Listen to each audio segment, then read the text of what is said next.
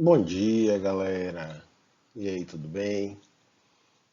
Bom, nesse vídeo eu vou continuar falando sobre função inversa, tá certo?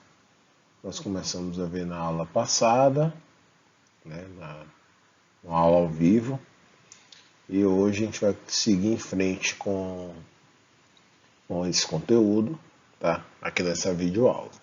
Espero que vocês curtam, que vocês achem uma videoaula bacana. Tem grandes efeitos, vocês sabem disso, mas o que importa é o conteúdo e eu espero que vocês entendam bem o conteúdo da aula de hoje, tá certo? Então, sem mais enrolação, vamos lá. Então, vamos lá. Na aula passada, eu cheguei a falar para vocês que eu ia colocar tudo bonitinho, né? Eu ia colocar de forma organizada a definição e tudo mais, né? Na aula passada, eu fui explicando, de certa forma, até escrevendo relativamente bagunçado, né? Mas a gente estava naquela fase de analisar, tentar entender um pouquinho a organização, como é que funciona. Não era bem o momento de formalizar. Então agora que eu estou formalizando para vocês a definição de função inversa, então vamos lá. Dada uma função f de a em b bijetora, e aí ênfase nesse bijetora, tá certo? Lembrem-se que para uma função ela tem inversa, ela precisa ser bijetora. Isso aqui é condição necessária para que a função tenha inversa. Denomina-se função inversa de f, representada por f elevado a menos 1. Então, essa simbologia aqui é o que representa a função inversa. Então, botou esse menos 1, a gente não está mais falando da função f. Estamos nos referindo à inversa da função f. A função f-1 de b em a, então reparem aqui que f era uma função de a em b, a inversa de f é de b em a. Então trocou a ordem dos conjuntos. Só que não basta fazer a troca dos conjuntos, vocês devem se lembrar que a gente troca a ordem dos conjuntos, porém os pares permanecem inalterados, ou seja, se f de a é igual a b, então a função inversa de b é igual a a. Notaram? Ó, a e b, aqui b e a. O par continua o mesmo. Deixa eu escrever aqui, ó. Aqui eu tenho o par AB e aqui eu tenho o par BA. Então, o par continua o mesmo, o que muda apenas é a ordem dele. Enquanto no primeiro o A representava o valor de x, a abscissa, e o B representava o valor de y, a ordenada, no segundo ponto a gente muda isso. O B passa a ser a abscissa, o valor de x, e o A, que é a ordenada, o valor de y, tá bom? Então, não esqueçam que obrigatoriamente para uma função ter inversa, para a gente falar de inversa, ela tem que ser bijetora, ok? Quando é que vocês vão ter que se preocupar com isso? Aí vai depender da questão. Eu posso, na questão, fazer duas perguntas. Primeiro, perguntar se a função é bijetora. E sendo ela bijetora, eu posso pedir qual é a sua inversa. Agora, se eu partir direto perguntando qual é a inversa da função f, se eu estou fazendo uma pergunta como essa, você já parte do pressuposto, então, que f é uma função bijetora. Eu não vou pedir para você fazer algo que não seja válido. Então, tudo depende da pergunta. Você tem que ter em mente que somente funções bijetoras podem ter inversa. Mas essa preocupação, será que toda hora eu vou ter que ficar analisando se a função é ou não é bijetora? Vai depender da questão, porque eu já posso dizer na questão que ela é bijetora. E aí te poupar o trabalho. Então, observa aqui o diagrama de flechas para exemplificar o que foi dito em cima. Então, aqui eu tenho a função f de a em b, tá vendo?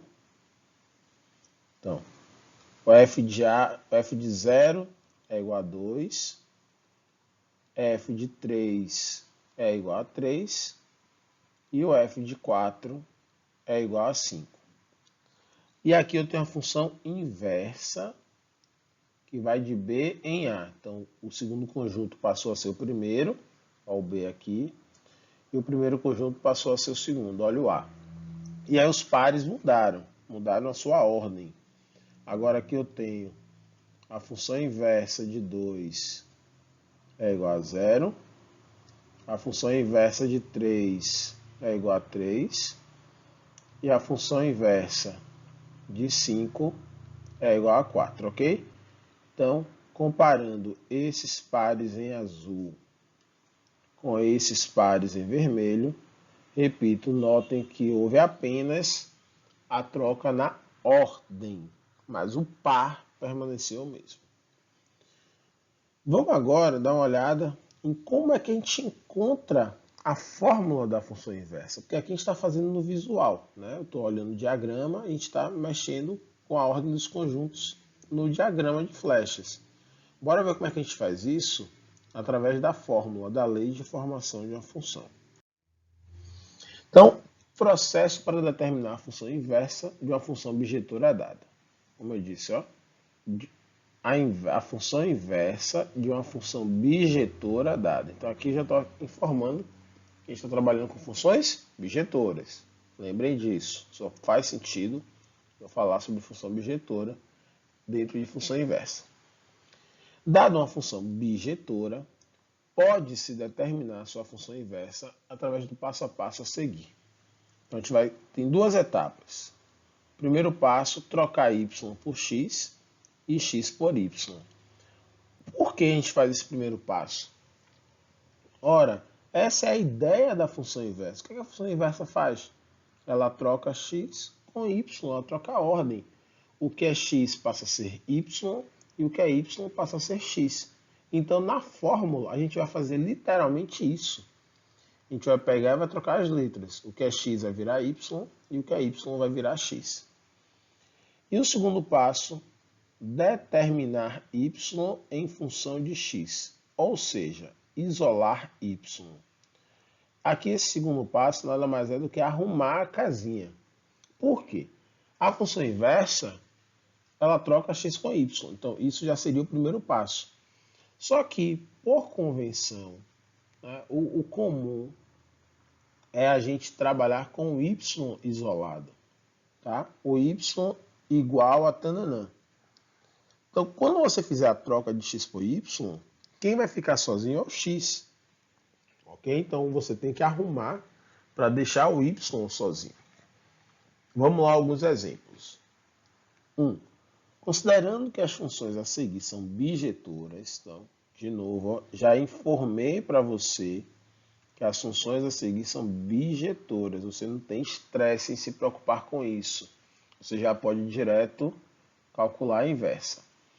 Determine a lei de formação das suas respectivas funções inversas. Então, letra A, f de x igual a menos 3x mais 5. Lembrando que o f de x aqui, ele faz o papel de y. Então, eu tenho y igual a menos 3x mais 5. Vamos lá, então. Qual é o passo a passo? Primeiro passo, olha lá em cima. Trocar x por y e y por x. Então, literalmente, onde tem y eu vou escrever x, e onde tem x eu vou escrever y. Então, aqui, ó, deixa eu botar. Esse y vai virar x e esse x ele vai virar y. Logo, a gente vai ficar com x igual a menos 3y mais 5. Segundo passo, isolar y. Tá vendo aqui o que aconteceu na fórmula? Quando a gente trocou x por y, repararam, quem ficou sozinho foi o x. E eu preciso que esse y aqui, ele que fique só. Então, a gente agora vai arrumar essa função. Então, vamos lá. Esse menos 3y, então aqui vai ficar mais 3y, igual a 5, mais x, então aqui do outro lado eu vou ter menos x. E agora, se o 3 está multiplicando, basta eu dividir por 3. Então, 5 menos x sobre 3. Prontinho. Isolei o y, agora só vou escrever a resposta de forma bonitinha.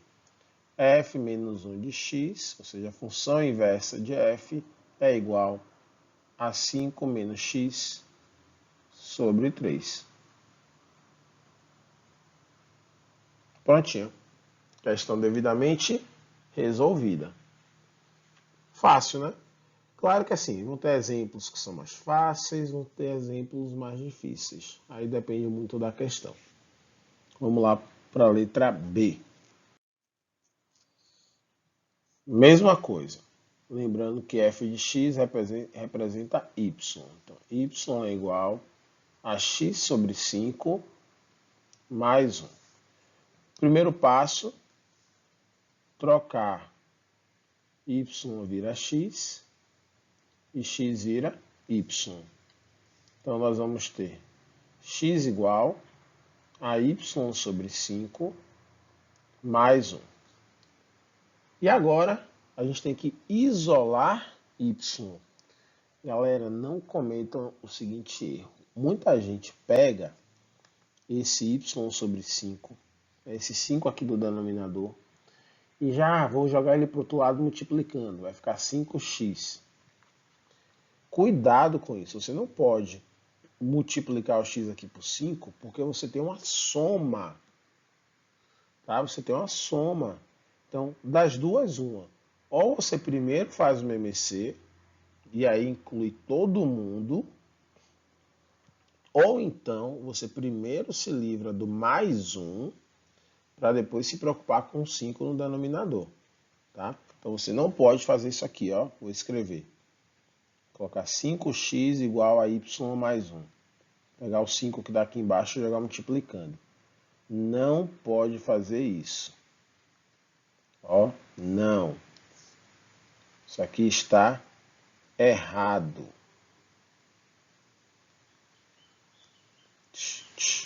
Não pode, ok? Então, eu chamei a atenção para isso porque é um erro muito comum mesmo. Muito comum. Vários alunos, durante todos esses anos que eu dou aula, pelo menos que não são muitos, porque eu sou um cara novo, mas nos meus poucos anos de sala de aula, vários alunos cometem esse erro. Então, primeiro eu vou me livrar do 1. Se aqui eu tenho mais 1, então do outro lado eu vou ter menos 1. Então, x menos 1 é igual a y sobre 5. E agora sim eu pego esse 5 e multiplico todo o primeiro membro. Então, vai ficar 5x menos 5 igual a y. Isolei o y. Ok, agora eu só vou escrever a resposta bonitinha. A função inversa de f é igual a 5x menos 5. Então, letra B, devidamente resolvida, também não foi das piores. Vamos lá para a próxima. F de x igual a x ao cubo sobre 2 mais 1. Então, vou trocar aqui f de x por y. Então, y é igual a x ao cubo sobre 2 mais 1. Trocando x por y, vamos ter x é igual a y ao cubo sobre 2 mais 1. Mesmo cuidado do item anterior. Primeiro vou me livrar do mais 1. Vamos ter x menos 1 é igual a y ao cubo sobre 2. Agora, esse sobre 2 aqui. Se eu tenho dividido por 2 de um lado, do outro lado eu vou ter que multiplicar por 2. 2x menos 2 é igual a y ao cubo. Como é que eu vou me livrar desse elevado ao cubo? Então, como é que esse elevado ao cubo vai sair daqui? Ora, a gente vai trabalhar com a operação inversa, né? Então, como é que eu tiro um elevado ao cubo? Basta fazer a raiz cúbica. Então, faço isso aqui, ó. Vou escrever o passo a passo. Eu literalmente chego e coloco raiz cúbica dos dois lados. A raiz cúbica de 2x menos 2 é igual a raiz cúbica de y sobre 3. Essa raiz cúbica do lado direito cancela e nós chegamos na resposta. Raiz cúbica de 2x menos 2 é igual a y. Prontinho, isolei o y. Agora só vou escrever a resposta. A função inversa de f de x é igual a raiz cúbica de 2x menos 2. Prontinho. Tem mais um exemplo aí, pelo menos. Vamos lá. Letra D. F de x igual a 2x mais 1 sobre x. Então, y é igual a 2x mais 1 sobre x. Esse y vai virar x e o x vai virar y. Tanto esse x daqui de baixo como o x de cima, ok? Tem que colocar y nos dois. Vamos ficar com x igual a 2y mais 1 sobre y. Certo? Agora, indo para o segundo passo, que é isolar o y. Aqui vai dar um pouco mais de trabalho. Então vamos lá, bem devagar. Ó. Aqui eu tenho x sobre 1, não é isso? Então aqui eu vou efetuar o produto dos meios pelos extremos, o produto cruzado. Vou escrever aqui em cima para ficar melhor. Então a gente vai ter xy é igual a 2y mais 1. Ora, se eu estou querendo isolar o y, então eu preciso concentrar todo mundo que tem y em o mesmo membro da igualdade. Então, esse 2y que está aqui, eu preciso que ele esteja no mesmo membro que o xy. Logo, vamos ficar com xy menos 2y é igual a 1. Ok, estamos quase lá. Cheguei nessa parte aqui, ó. xy menos 2y. Essa subtração a gente não tem como resolver, né? Porque eu não posso de xy tirar 2y. Só que, para quem se lembra, não são monômios semelhantes, né? Eles não são idênticos, a gente só pode somar e subtrair monômios semelhantes. Então, um é xy, outro é apenas y. Então, a gente não pode fazer essa conta. Aí alguém criativo pode pensar, pega esse x que está multiplicando e joga ele para o outro lado dividindo. Você não pode fazer isso porque você tem uma subtração. Tá? Você não pode simplesmente pegar o x e jogar ele para lá dividindo. Não é assim que funciona. Esse, abre aspas, passar dividindo, é só se ele estivesse sozinho. Tá, então eu não posso subtrair. Eu não tenho como me livrar do x. O que é que sobra? Alguns aí em casa já devem ter imaginado o que é que dá para fazer aqui. Está lá no ensino fundamental, mais especificamente no 8º ano do ensino fundamental. A gente vai usar fatoração aqui. Percebeu? Aquela hora que alguém falou, é mesmo, dá para fazer isso. Pois é. Aqui a gente vai aplicar o chamado fator comum em evidência. Vou até escrever aqui, ó. Fator comum em evidência, tá certo? É isso que a gente vai fazer aqui. E quem é esse fator comum? Y. A gente vai colocar o y em evidência e dentro do parênteses vai ficar como? X menos 2 igual a 1. Pronto. Agora eu tenho uma multiplicação aqui, ó. Então, se aqui eu tenho uma multiplicação, a gente pode jogar para lá dividindo, como alguns queriam fazer antes. E dessa vez eu posso, mas tem a subtração, professor. Antes tinha a subtração, você disse que não poderia. Agora a subtração está dentro do parênteses. E eu vou passar o parênteses como um todo. E quando a gente bota o parênteses, a gente transforma tudo aquilo em uma coisa só. Então vai ficar 1 sobre x menos 2. Vou só escrever a resposta bonitinha aqui. Então a função inversa de x é igual a 1 sobre x menos 2.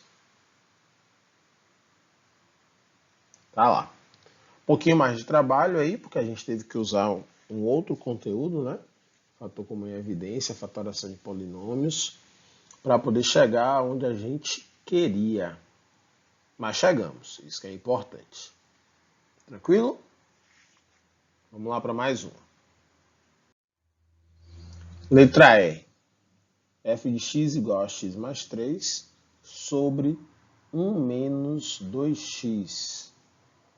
Então, aqui a gente vai ficar, deixa eu colocar y igual a x mais 3 sobre 1 menos 2x. Essa é a função. Vamos trocar esse y por x, esse x por y, esse x por y.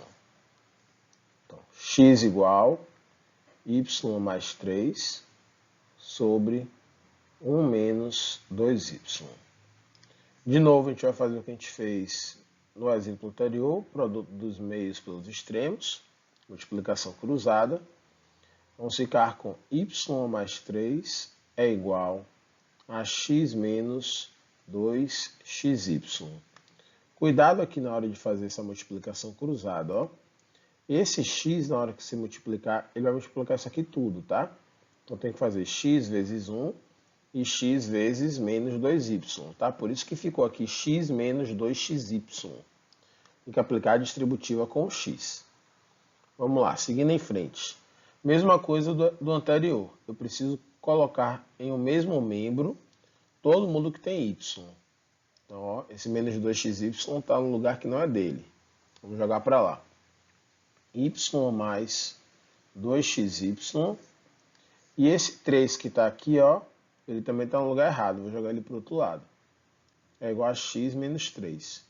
Se eu estou querendo isolar y, você vai seguir aquela velha máxima. Tudo que tem y para um lado, tudo que não tiver y para o outro. Pronto. Agora aqui não dá para somar, pelo mesmo problema que nós vimos anteriormente. Então, se não dá para somar, nós vamos colocar o fator comum em evidência.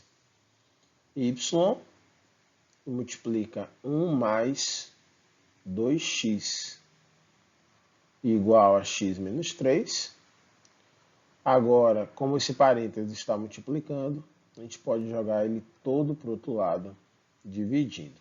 Então, x menos 3 sobre 1 mais 2x. Isolou y, acabou. Escreve sua resposta bonitinha. A função inversa de x é igual a x menos 3 sobre 1 mais 2x. Está aqui. E vamos para o último exemplo para fechar a aula de hoje. Seja f de RR uma função bijetura dada por f de x igual a 2 menos 3x. Determine f inversa de 5. Ora, essa questão aqui, essa letra A, tem duas formas de fazer. Você pode pegar a função f, encontrar a sua função inversa, depois calcular a função inversa de 5, que é um raciocínio válido, ainda mais se você observar a letra B, que pede a função inversa, né? Pede f de 1 de x, então pede a fórmula da função inversa, a lei de formação da função inversa. Então você pode começar pela letra B, para depois fazer a letra A. Porém, eu vou mostrar um outro jeito de fazer a letra A, mesmo que não houvesse aqui a letra B. Vamos aqui, pense comigo. Repito, só vou mostrar uma segunda alternativa, não quer dizer que você tem que fazer assim. É uma alternativa. Ora, aqui eu estou querendo saber com quem o 5 está fazendo par. Certo? Isso na função inversa. Então, considerando a função inversa, eu quero saber, x é 5 e o y é quem? Vou botar uma letra aqui, vou botar R. Ora, mas a gente sabe que a função inversa e a função original, elas estão diretamente ligadas. Que na verdade o que muda de uma para outra é simplesmente a ordem dos pares. Então se aqui eu tenho um par 5R, é porque na função original, na função f, o par era R5, correto? Só troca a ordem.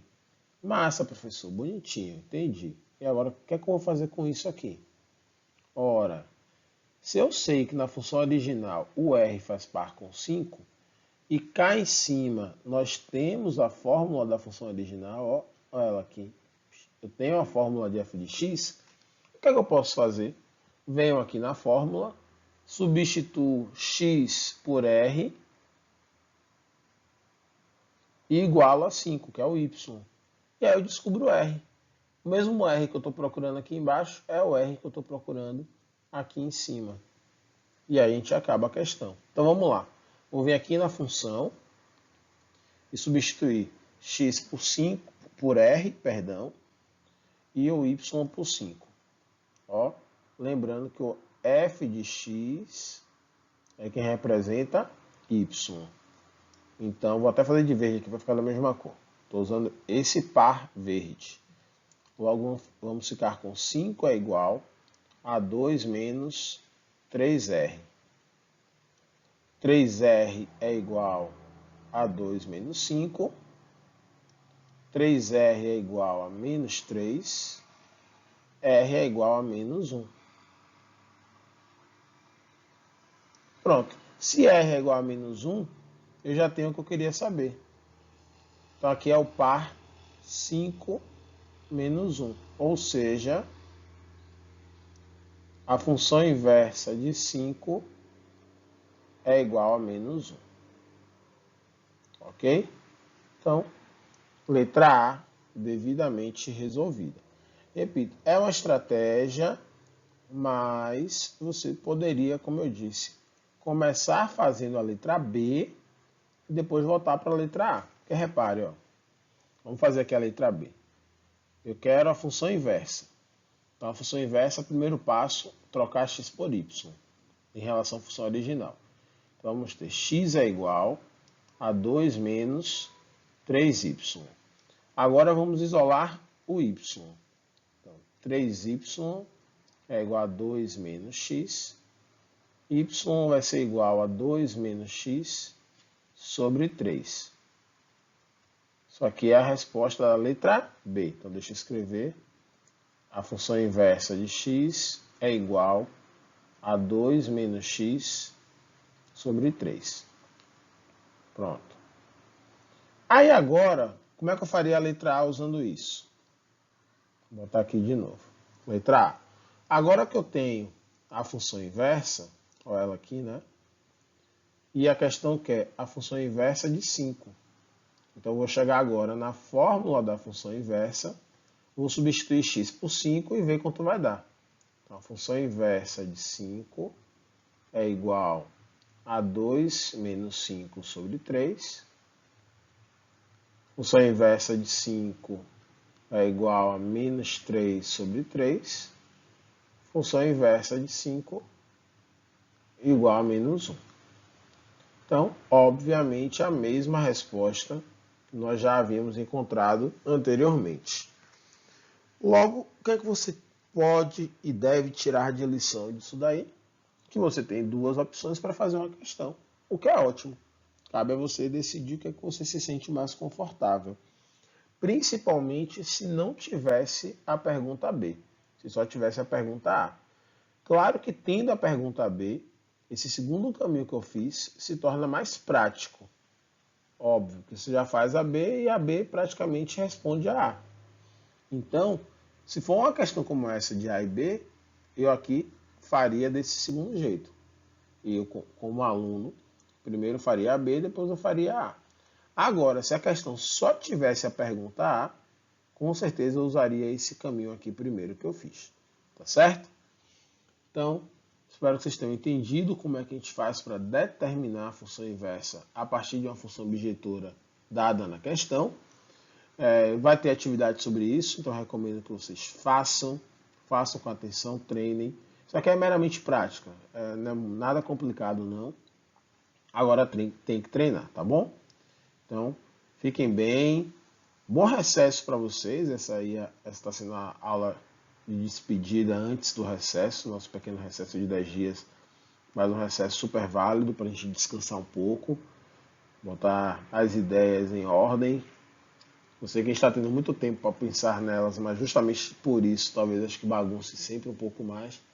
A gente pensa muita coisa, então aproveita esse recesso aí para descansar, relaxar.